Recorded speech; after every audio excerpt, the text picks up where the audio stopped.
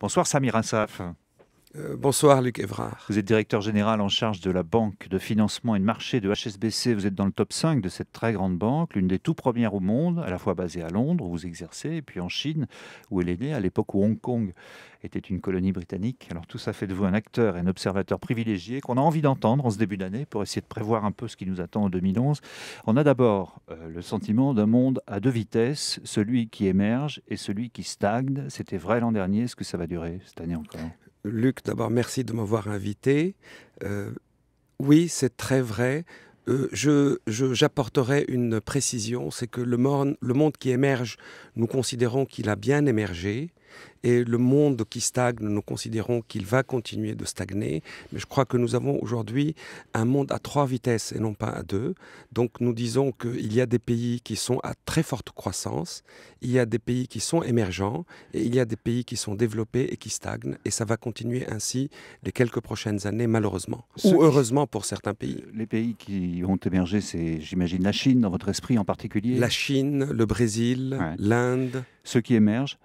Ceux qui émergent, ce sont des pays comme le Vietnam, comme la Colombie, comme l'Indonésie, qui est un pays très important à surveiller pour les années à venir. Dans tous les cas, c'est une croissance forte qui les distingue de notre Europe en particulier. Oui, si l'on prend la croissance des pays émergents en 2010, c'était une croissance autour de 6,5%. On attend toujours que cette croissance soit autour de 6,5% en 2011 et pour les années qui viennent. Mais si vous prenez des pays comme l'Inde, par exemple, la croissance a été de 7,5% et ça va continuer. Et la Chine, 10% et ça risque de continuer.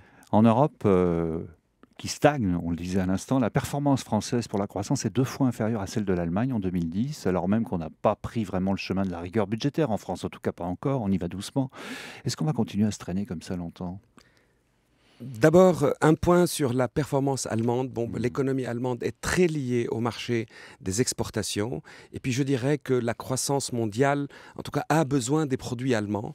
Et donc, c'est ce qui distingue l'Allemagne de beaucoup d'autres pays, non seulement de la France, mais d'autres pays, y compris les États-Unis et les autres. Ce que vous dites entre les lignes, c'est qu'on n'a pas complètement besoin des produits français de la même façon, en tout cas. Non, parce que même, je dirais, le cas le plus basique, c'est le cas des voitures. Vous voyez bien que les gens achètent les produits allemands parce que c'est des produits de luxe et ce n'est pas parce que c'est des voitures, alors que les gens achètent Renault ou Peugeot en les comparant à des Toyota de ce monde. Donc il y a une différence même sur ces produits-là. Mais la machine-outil allemande, c'est surtout de cela que je voudrais parler, c'est celle qui fait, qui est indispensable, je dirais, à tout le développement qui se passe dans le monde. C'est elle qui équipe les pays émergents dont on parlait à l'instant. Tout à fait. Quant à la France, si je reviens, je crois que la France fait un parcours correct, mais la France a besoin de beaucoup plus pour pouvoir rattraper l'Allemagne dans le monde qui...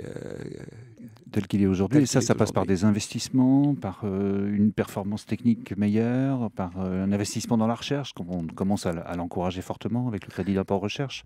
Ça passe évidemment par les investissements dans la recherche et le développement. Ça passe également et surtout par des réformes structurelles qui ont besoin d'être faits en France et qui n'ont pas été entièrement faits encore.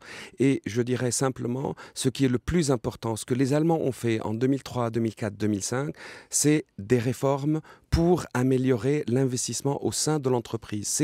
C'est aider les entreprises à être plus performantes qui fait la différence de l'Allemagne par rapport à la France et le reste des pays. Et une gestion un peu plus vertueuse des finances publiques peut-être aussi en passant. Je dirais que les Allemands ont été un peu plus vertueux, mais pas beaucoup plus. Je ne crois pas que c'est ça qui fait vraiment la différence. Ce qui fait la différence, c'est cette réforme qui a eu lieu en Allemagne au début des années 2000 et qui n'a pas vraiment encore eu lieu en France. Alors on dit déjà beaucoup de 2010 que ce fut l'année où l'euro a failli être emporté dans la tourmente. Comment voyez-vous 2011 ? Est-ce que les marchés vont continuer à chercher le maillon faible ? Je crois profondément que l'euro est une devise qui existe et qui va continuer d'exister.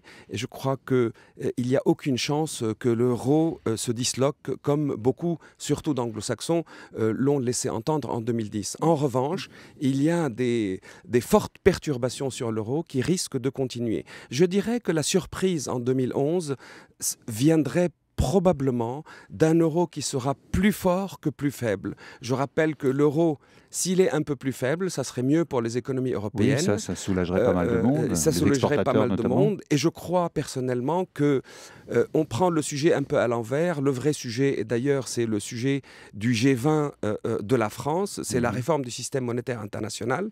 L'euro est indispensable au système monétaire international et on verra probablement en 2011 un euro plus fort parce que des pays émergents, surtout des pays comme la Chine ou l'Arabie Saoudite ou la Russie, auront besoin de diversifier encore plus leurs réserves du dollar vers une autre devise. Et pour le moment, l'alternative reste l'euro.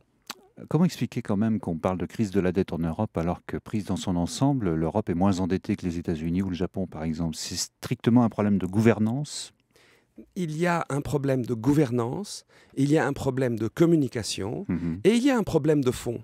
Le problème de fond, c'est que certains pays européens, surtout des pays périphériques, se sont endettés, et ça c'est maintenant prouvé par les chiffres, au-delà de leur capacité réelle de remboursement. Ce qu'on appelle les passagers clandestins, quoi, un petit peu.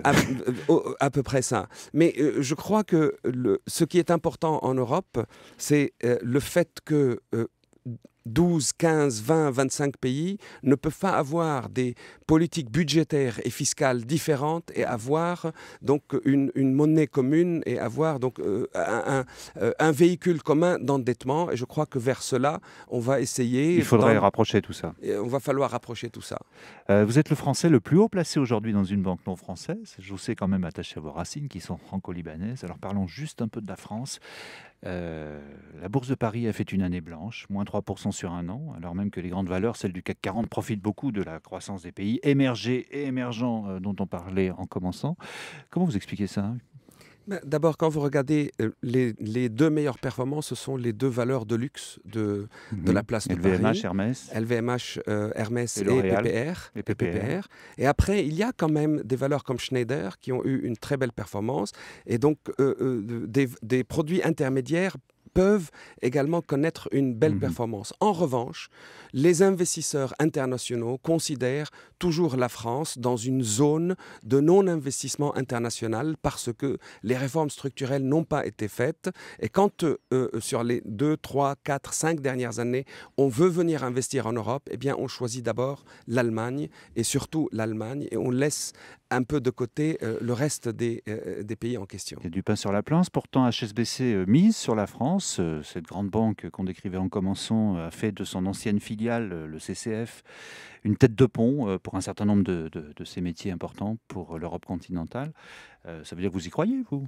Nous croyons fortement à la présence de la France au sein de l'Europe, mais nous croyons fortement à la puissance du régulateur français qui a fait effectivement un excellent travail pendant la crise et qui a gouverné d'une façon extraordinaire la place de Paris.